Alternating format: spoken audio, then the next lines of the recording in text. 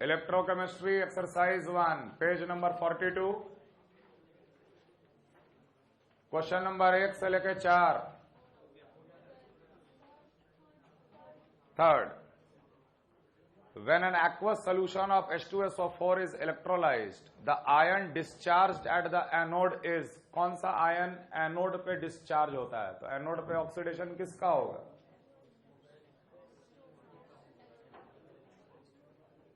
aqueous solution of H2SO4 is electrolyzed the ion discharged at the anode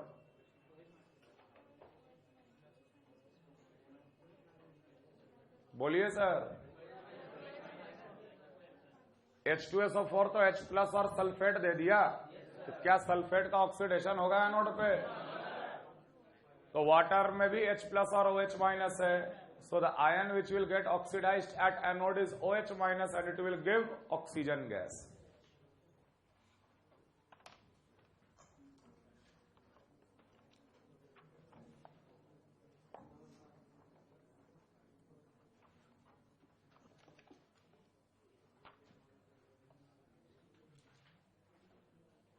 पांच से लेके 8 5 to 8 5 to 8 हो गया। 9 से 12 9 से 12 9 to 12 हो गया। Very good. 13 से 15 13 से 15 13 the variation of equivalent conductance versus decrease in the concentration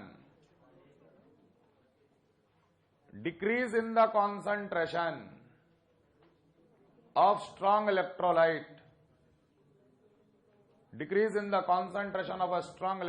is correctly given in the plot. x axis में decrease in the concentration है, तो अगर कंसंट्रेशन में अगर डिक्रीज होगा तो उसका इक्विवेलेंट कंडक्टेंस क्या होगा? घटेगा।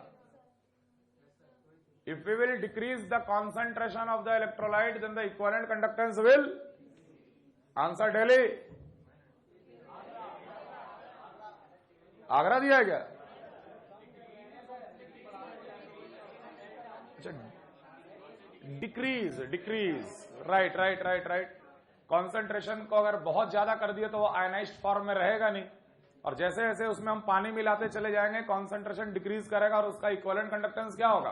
बढ़ते चला जाएगा। राइट, इक्विवेलेंट कंडक्टेंस बढ़ते चला जाएगा।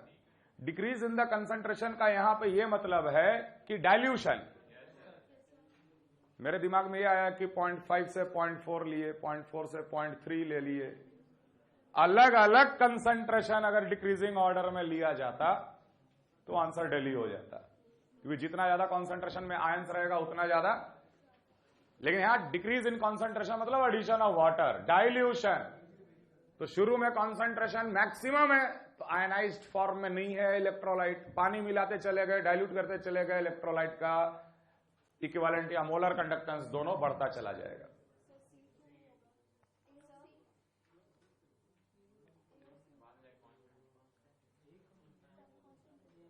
एक लेवल के बाद तो वो कांस्टेंट हो जाएगा ना molar conductance,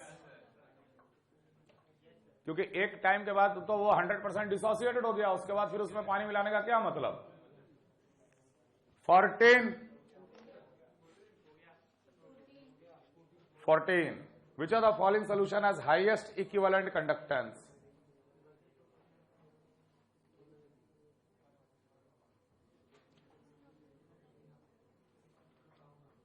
Bombay.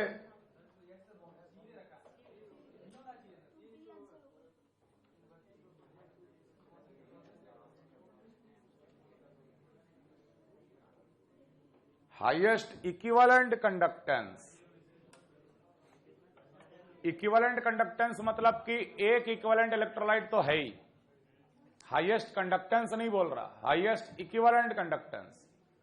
So in the highest equivalent conductance lambda m is equal to k multiplied by 10⁻³ होता।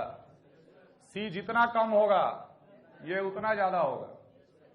इक्विवेलेंट कंडक्टेंस बोल रहा है तो एक इक्विवेलेंट तो फिक्स्ड है। सिर्फ कंडक्टेंस बोलता तो जहां ज्यादा कंसंट्रेशन वहां पे ज्यादा कंडक्टेंस। के कैसे वेरी करेगा? स्पेसिफिक कंडक्टेंस है पर centimetre cube of the solution. तो हाईएस्ट, नहीं ऐसे समझो यार, अगर ये बोलता कि which will show the highest conductance value, तब क्या आंसर देते? तो कंडक्टेंस और इक्विवेलेंट कंडक्टेंस में अंतर है ना। तीनों सोल्यूशन है, तीनों का एक एक इक्विवेलेंट कंटेनिंग सोल्यूशन है ना। I take that volume which contains one equivalent of the electrolyte. समझ में आ रहा है? तो जिसका कंसंट्रेशन कम होगा उसका वॉल्यूम क्या होगा? ज्यादा होगा। क्लियर?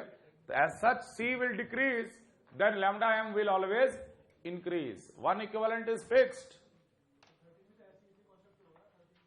हाँ, 13th वाला भी इसी से हम लोग कहेंगे। मोलर कंडक्टेंसी तो कह रहा है, इक्विवेलेंट कंडक्टेंसी तो कह रहा है। 15 न्यूमेरिकल नहीं है रे क्या इसमें? एक भी 16, 17, 18, 19, 20, 18। The best conductor of electricity is in 1 molar solution of H3PO4, 1 molar solution of acetic acid, boric acid तो नहीं होगा। H2SO4 इज स्ट्रॉन्गर और H3PO4 is stronger. H2SO4 strong होता है, तो वही आंसर होगा।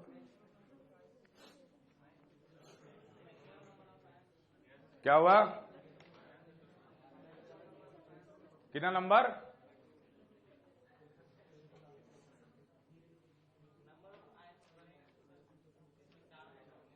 नंबर ऑफ आयंस जहां बढ़ेंगे वहां ज्यादा कंडक्टेंस होना चाहिए। आयन मिलना भी तो चाहिए। तो स्ट्रांग और वीक नहीं, लेकिन H2SO4 का पहला जो एसिड आयनाइजेशन कांस्टेंट होता है वो 10⁻²⁴ के ऑर्डर में होता है, और H3PO4 का पहला जो होता है वो 10⁻³ के ऑर्डर में होता है। H3PO4 is a weak polyprotic acid, but H2SO4 is a stronger one. H3PO4 का तो हम लोग आयनिक इक्विलिब्रियम में कितना K1 K2 K3 लिखे रहे, है ना। तो by that knowledge H2SO4 is stronger. 19, 20, 21 देखो बिल्कुल लॉ से रिलेटेड है। 21 वाला सवाल लॉ के ऊपर डायरेक्ट बोले थे ना, फैराडे लॉ पे डायरेक्ट आएगा। The mass of the substance deposited will be in the ratio of their equivalent weight.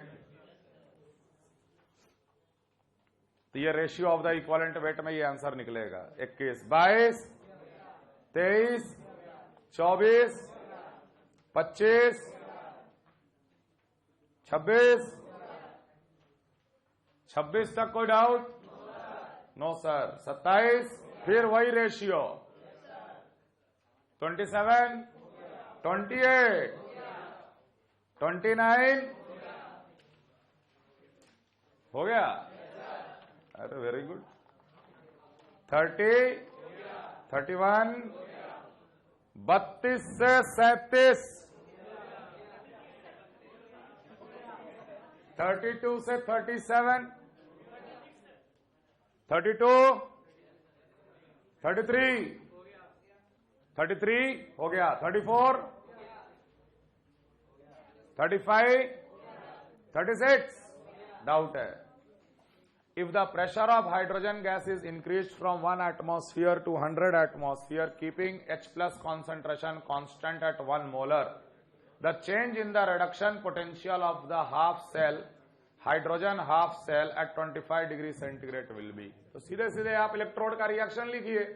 आपको पता है कि 2H प्लस जब 2 इलेक्ट्रॉन लेता है तो हाइड्रोजन गैस बनता है हाइड्रोजन इलेक्ट्रोड में।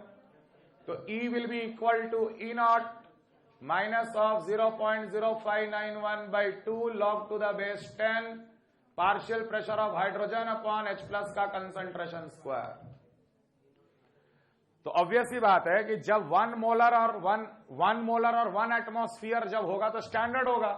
तो हम लोग पहले बोल देंगे E equal to E0 equal to 0 initially, और जब हम लोग 100 एटमॉस्फियर कर दिए तो फाइनल E क्या निकला? ये इनिशियली, ये finally.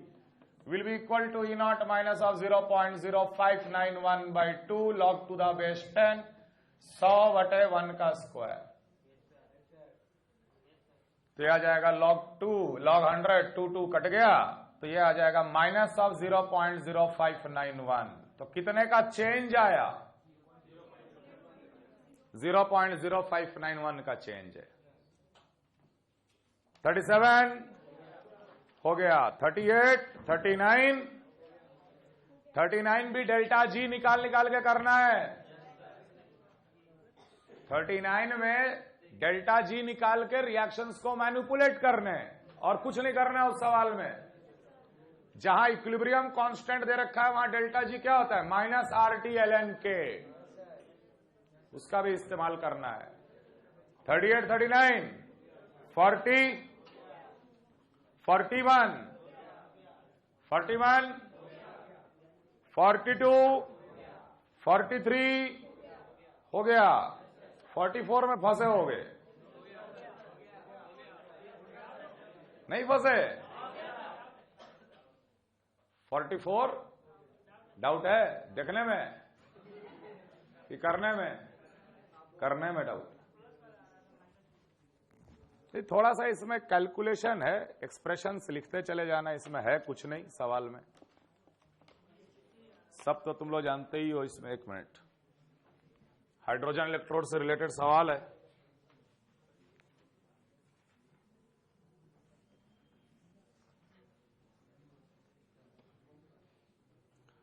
A hydrogen electrode X was placed in a buffer solution of sodium acetate and acetic acid in a ratio A:B, and another hydrogen electrode Y was placed in a buffer solution of sodium acetate. तो ठीक है, X की अगर हम बात करें तो X में pH का कंडीशन क्या है? pH is equal to pKa plus log to the base 10 salt upon acid A upon B। और Y जो था उसमें buffer solution of sodium acetate and acetic acid B:2 है। pH will be equal to pKa plus log to the base 10 B upon A. If the reduction potential values of the two cells are found to be E1 and E2 respectively with respect to standard hydrogen electrode, the pKa value of the acid can be given as, anyway hydrogen electrode है तो 2H plus 2 electron giving hydrogen gas। E1 E2 EMF नहीं है, they are reduction potentials। reduction potentials of the two cells are found to be E1 and E2 with respect to standard hydrogen electrode। तो अगर हम कोई भी चीज को standard hydrogen electrode के साथ जोड़ेंगे और सेल बना के उसका EMF निकालेंगे तो वो EMF किसके बराबर होगा? Reduction potential standard of the electrode. Clear है ये चीज? तो E1 will be equal to E naught तो 0 होता, minus of 0.0591 by 2 log to the base 10। Hydrogen का पार्शियल प्रेशर 1 मानेंगे और ये हो जाएगा 1 अपॉन H प्लस का कंसंट्रेशन स्क्वायर। तो ये अगर 2 अंदर गया तो ये बन गया ऐसा। तो इसे हम लिख सकते हैं 0.0591 log to the base 10 H plus. अगर हम माइनस ऑफ माइनस कर दें तो ये बन जाएगा माइनस ऑफ 0.0591 pH, और पहले वाले में pH कितना है? माइनस ऑफ 0.0591 pH कितना? pKa plus log to the base 10 A/B। ये आया E1। ठीक। Similarly E2 will be equal to minus of 0.0591 pKa plus log to the base 10 B/A। दोनों को जोड़ दो, दोनों को जोड़ेंगे तो क्या आएगा? E1 plus E2 will be equal to minus of 0.0591 common, दोनों को जोड़ रहे हैं ना, ये 2 pKa होगा, 2 pKa, और ये दोनों को जोड़ेंगे तो क्या आ जाएगा? 0। तो pKa will be equal to minus of E1 plus E2 divided by, यही है क्या आंसर?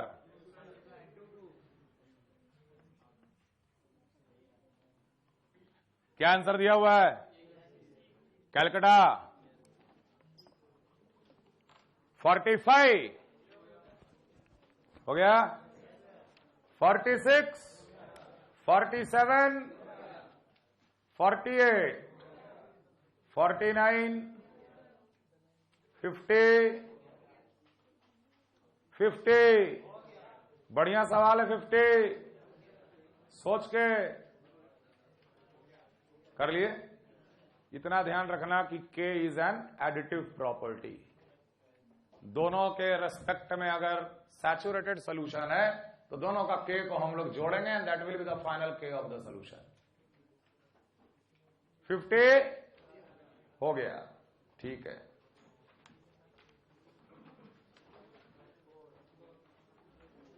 अगले क्लास में